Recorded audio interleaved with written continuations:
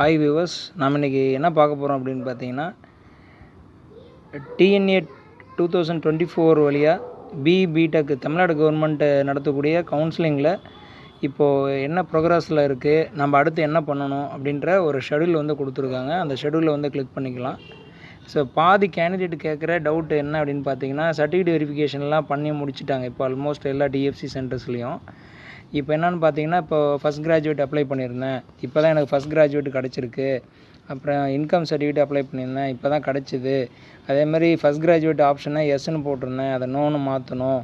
So அந்த மாதிரி நிறைய கம்ப்ளைண்ட்ஸ் வந்து டிஎஃப்சி சென்டருக்கு பேரண்ட்ஸும் ஸ்டூடெண்ட்ஸும் போய் பார்த்துக்கிட்டு இருக்காங்க, வந்துகிட்டே இருக்காங்க டெய்லியும். ஸோ இதை நீங்கள் அவாய்ட் பண்ணிக்கணும் அப்படின்னா, நீங்கள் ஒரு முக்கியமான ஒரு இன்ஃபர்மேஷன் தெரிஞ்சுக்கணும். அது என்ன அப்படின்றத இன்றைக்கி நம்ம பார்ப்போம் இந்த வீடியோ மூலமாக.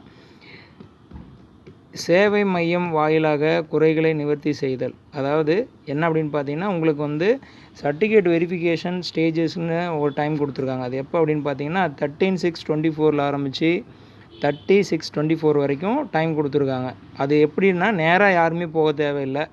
அதுலேயும் பாதி பேர் வந்து போய் டவுட்டு கேட்குறீங்க, சர்டிஃபிகேட் வெரிஃபிகேஷன் நாங்கள் எப்போ வரணும் அப்படின்ட்டு. ஸோ நீங்கள் சர்டிஃபிகேட் வெரிஃபிகேஷன் நீங்கள் நேராக போகணுன்ற அவசியம் கிடையாது.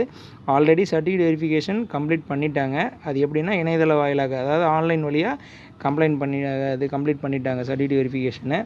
ஸோ அடுத்து என்ன பண்ண போகிறாங்க, அடுத்து என்ன ஸ்டேஜ் சார், அடுத்து என்ன நாங்கள் பண்ணணும் அப்படின்னு கேட்டிங்கன்னா, நீங்கள் எதுவும் பண்ண வேணாம். இப்போ உங்களோட நீங்கள் அப்ளை பண்ண சர்டிஃபிகேட்டை வச்சு ரேங்க் லிஸ்ட்டு, அதாவது தரவரிசை பட்டியல் வெளியிடுவாங்க.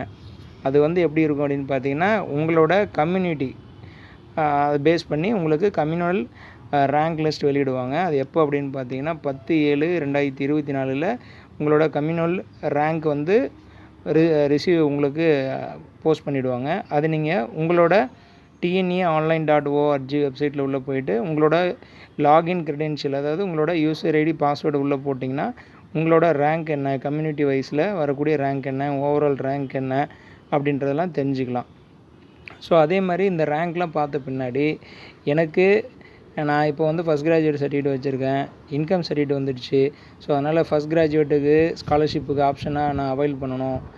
முதல் பட்டதாரின்ற ஆப்ஷன் எனக்கு ஸ்காலர்ஷிப் வேணும். அதேமாதிரி post matric scholarship, PMSS scholarship வேணும் அப்படின்றவங்க, நீங்கள் உங்களுக்கு ஒரு டைம் தராங்க கவர்மெண்ட்லேருந்து. எப்போ அப்படின்னு பார்த்தீங்கன்னா 11/7/2024 20/7/2024. ஸோ இந்த டேட்டுக்குள்ளே நீங்கள் போயிட்டு உங்களோட நியர்பையில் இருக்கக்கூடிய டிஎஃப்சி சென்டர்ஸுக்கு போய் உங்களோட ரெக்வஸ்ட்டை கொடுக்கணும். நீங்கள் அந்த சென்டர்ஸ் போகும்போது முன்னாடியே உங்களோட அப்ளிகேஷன் நம்பர், அதே மாதிரி உங்களோட யூசர் ஐடி பாஸ்வேர்டு, அதே மாதிரி நீங்கள் என்ன ரெக்வஸ்ட் கேட்குறீங்களோ அந்த ரெக்வஸ்ட் ரிலேட்டடாக இருக்கக்கூடிய ஒரிஜினல் சர்டிஃபிகேட்ஸ், அதாவது முதல் பட்டதாரி சர்டிஃபிகேட்னு வாங்கியிருப்பீங்க, அந்த சர்டிஃபிகேட்ஸாக இருக்கலாம். அதே மாதிரி போஸ்ட் மெட்ரிக் ஸ்காலர்ஷிப் வேணும் அப்படின்னா இன்கம் சர்டிஃபிகேட்டு இந்த இயருக்கு வாங்கியிருப்பீங்க, அந்த சர்டிஃபிகேட்டை எடுத்துகிட்டு போகணும். கூடவே வந்து பார்த்திங்கன்னா அந்த சர்டிஃபிகேட்டோட ஜெராக்ஸ் காப்பி இருந்தால் ஒரு செட்டு ஜெராக்ஸ் எடுத்துகிட்டு போயிட்டு நீங்கள் அந்த டிஎஃப்சி சென்டர்ஸில் கொடுத்தீங்க அப்படின்னா உங்களோட அந்த ரெக்வஸ்ட்டை கன்சிடர் பண்ணி அதை சேஞ்ச் பண்ணியும் கொடுப்பாங்க. ஸோ அடுத்து வந்து பார்த்திங்கன்னா, இந்த டிஎஃப்சி சென்டர்ஸை எப்படி பார்க்குறது அப்படின்றத இது அடுத்த வீடியோவில் கொடுக்குறேன்.